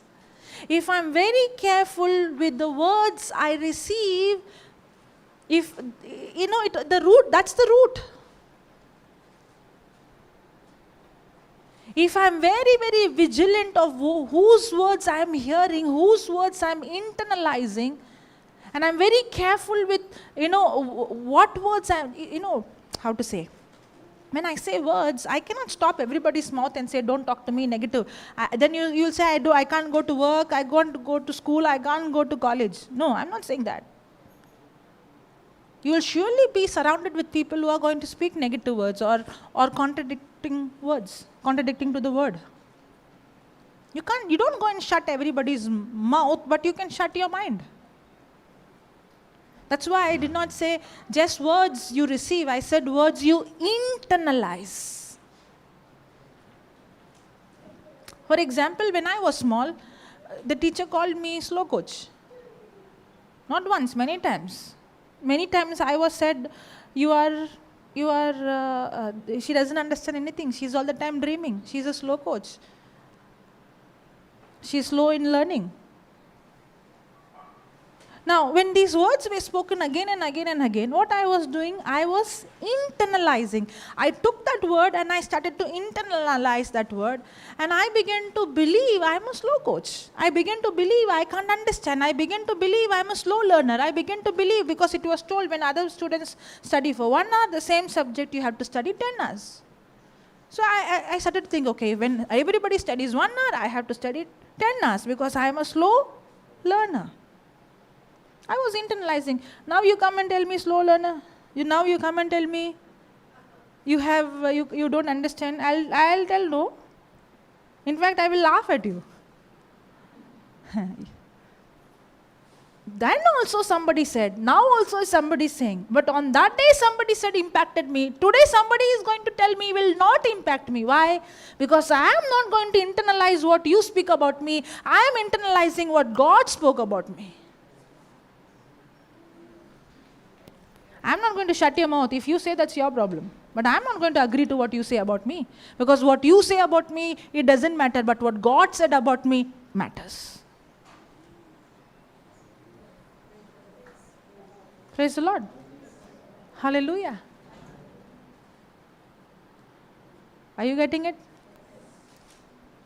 You know that woman who was who bought that alabaster ointment, who was she was wiping Jesus's. I always remember that in that whole room, everybody is talking about her. You know who she is? She's a sinner. You are in a place. Everybody is looking at you so cheap. Looking at you unclean, dirt. Everybody. Will you like to be in such place? Will you like to go to such place where you are treated very bad, where people look at you down? But among everyone, one person is looking at her clean. She had a choice. Is she going to internalize what everybody is saying and leave that place? Or she is going to internalize what Jesus is saying and stay there? That's the choice for you also. The whole world might speak something negative. You can sit there and internalize on what everybody is saying, or you can sit here and internalize what Jesus says, and what everybody else says has no impact in your life.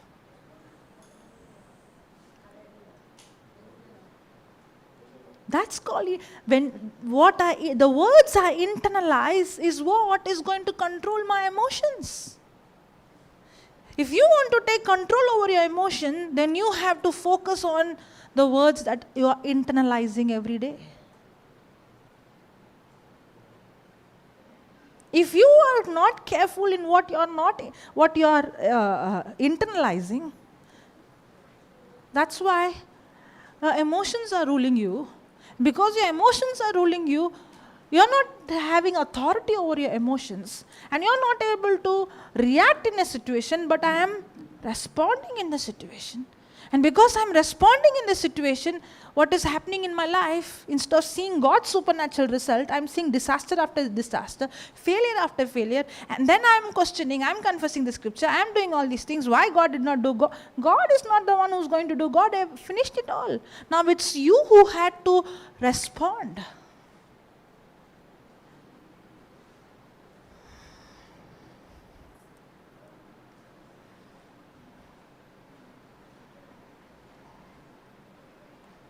Hallelujah. Thank you, Jesus. The words I internalize determines my thinking. My thinking is what determines my emotions and my feelings. If my emotions are ruling me, it's because my thinking is not right. My thinking is not right because what I am internalizing day and night is not right. If the same woman who was washing Jesus' feet with the tears, if she would have been focusing on what he's telling and what he's saying and what would have been her emotion? Her emotion would have been hurt. Yes or no? She would have got into rejection. She would have even gone into depression. Lord, see how these people are. She even would have told Jesus, she would have said, right? See how they are looking at me. They are calling me sinner. You know my heart. Yes or no? Now she must be thinking, I am praying to Jesus. But what is actually she doing? Reacting or responding? Reacting. You slept in that gap.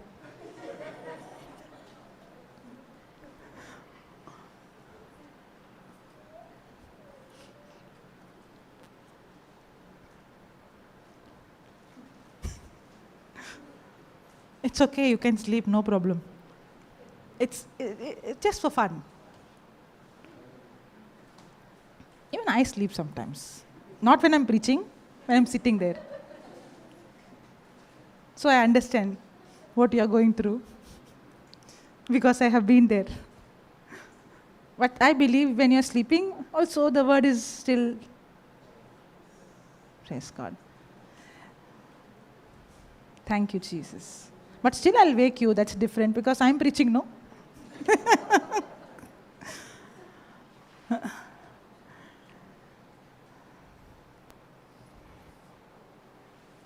I'll give that example again, okay, if you missed it. My reaction or my response to a situation is going to decide what's going to happen next, correct? The reason why we are not able to respond, but the reason why we are reacting is because our emotions are ruling us.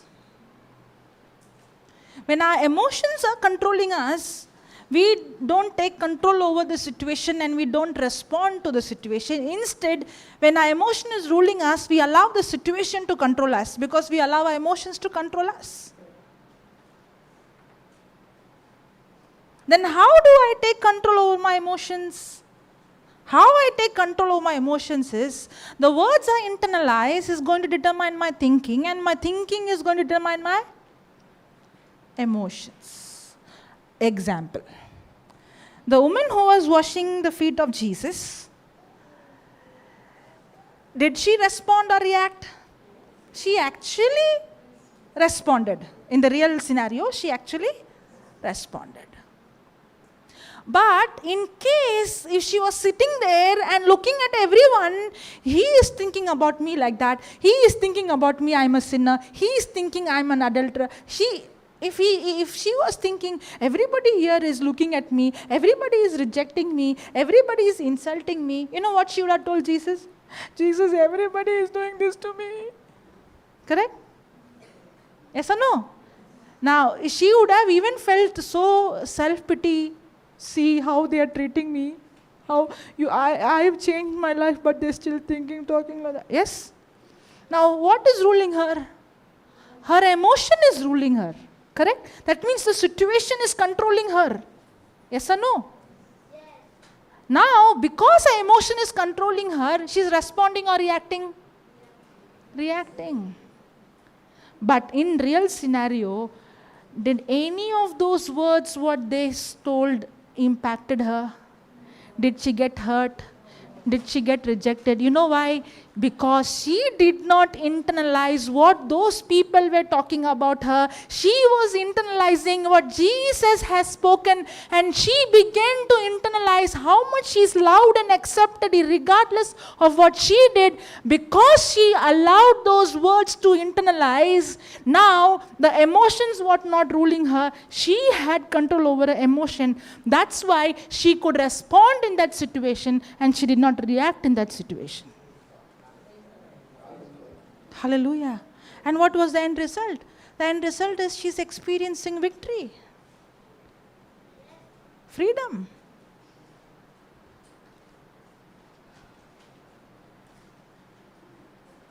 Because when I was meditating on that, I saw she had a choice. She could have internalized what they were telling, or she could have internalized what Jesus is saying. Because Jesus is only one person. Everybody else were more than Jesus in the natural. But nothing impacted her. The situation did not impact her. She did not react to the situation. She responded to what Jesus spoke to her. Why? Because the words that she internalized. Some people say, no, in my house you don't know, everybody treats me, they tell me you're mad, you're gone to JCILM listening.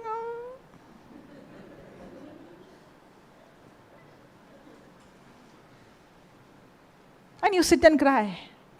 You know why you're crying? You're not internalizing what Jesus said, you're internalizing what your mother-in-law said. Example, huh?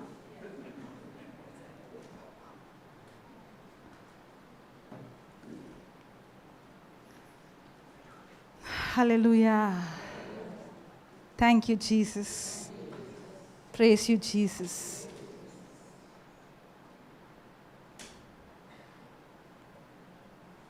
Did you get that? Praise God. Okay, let's close our eyes. Now, close your eyes and ponder and internalize on what Jesus spoke to you now. Come on, internalize.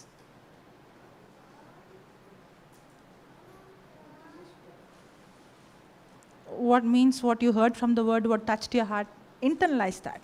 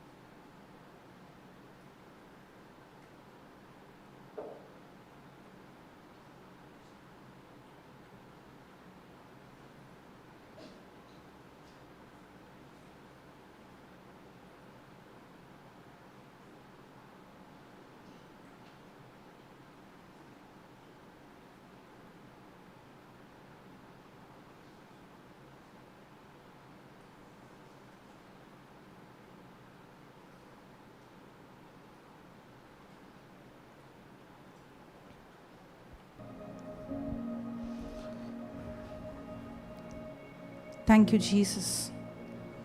Holy Spirit, we thank you for teaching us, for helping me to understand that you have finished it all. You took my sickness, you took my sin, you took my shame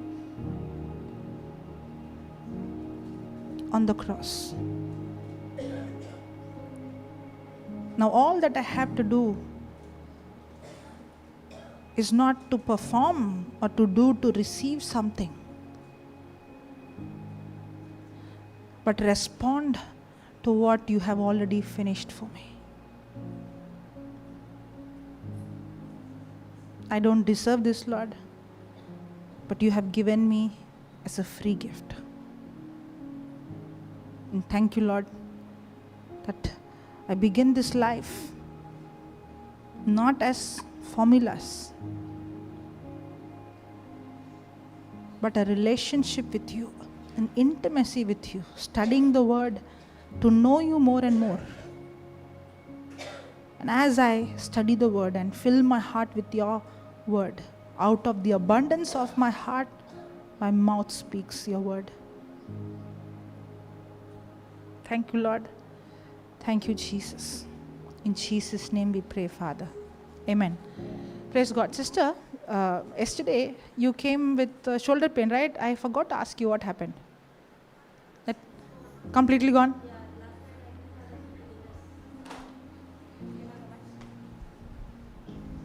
Last night I did not have any giddiness or nothing, no pain, nothing.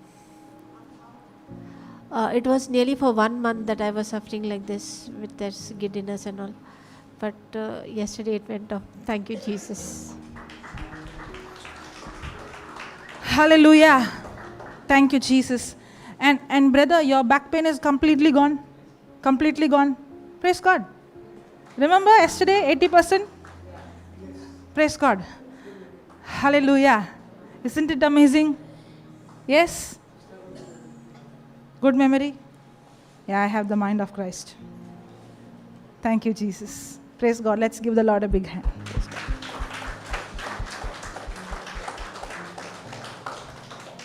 So shall we meet at 7 o'clock? Yes? Okay. Praise God.